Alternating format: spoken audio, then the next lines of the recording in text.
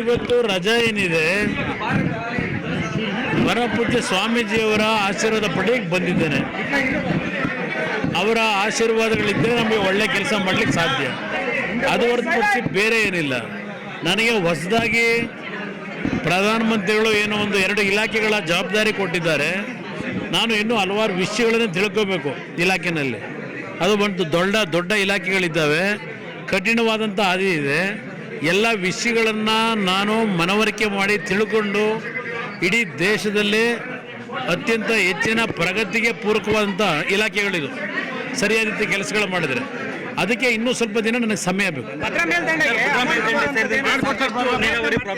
ಕರ್ನಾಟಕ ರಾಜ್ಯದ ಹಲವಾರು ಸಮಸ್ಯೆಗಳು, ನೀರಾವರಿ ಸಮಸ್ಯೆ ಇರಲಿ, ಅಭಿವೃದ್ಧಿಗೆ ಸಂಬಂಧಪಟ್ಟಂಥ ಯಾವುದೇ ವಿಷಯಗಳಿರಲಿ, ಅದೆಲ್ಲವನ್ನು ಸರಿಪಡಿಸಿ ಪ್ರಧಾನಮಂತ್ರಿಗಳ ಮನವೊಲಿಸಿ ಇದೆಲ್ಲದಕ್ಕೂ ನ್ಯಾಯಯುತವಾದಂಥ ನಮ್ಮ ಬೇಡಿಕೆಗಳಿಗೆ ನಾವು ಸಂಪೂರ್ಣವಾಗಿ ಕೇಂದ್ರ ಸರ್ಕಾರದಿಂದ ಕಾರ್ಯಕ್ರಮಗಳು ರೂಪಿಸ್ತೀವಿ.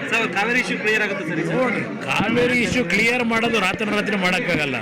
ಹಲವಾರು ಲೀಗಲ್ ಪ್ರೊಸೀಜರ್ಗಳಿದೆ. ಈಗಾಗಲೇ ಕೋರ್ಟ್ಗಳಲ್ಲಿ ಹಲವಾರು ಆದೇಶಗಳಿದೆ. ಅದರ ಜೊತೆಗೆ ಟ್ರಿಬ್ಯುನಲ್ ಅವರು ತೀರ್ಪು ಕೊಟ್ಟಿದ್ದಾರೆ.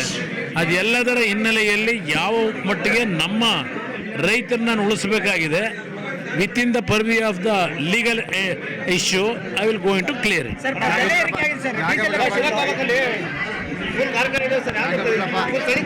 ನೋಡೋಣ, ಅದು ವಿಷಯ ನನಗೆ ಬಂದಿದೆ. ಅದ್ರ ಬಗ್ಗೆ ಮುಂದಿನ ದಿನಗಳಲ್ಲಿ ಯಾರದೆಲ್ಲ ಒಂದು ಸಭೆ ಮಾಡ್ತೀನಿ.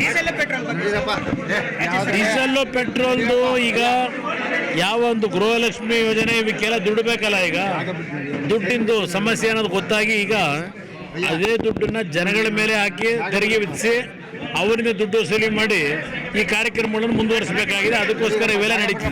ಮಾತಾಡ್ತೀನಿ.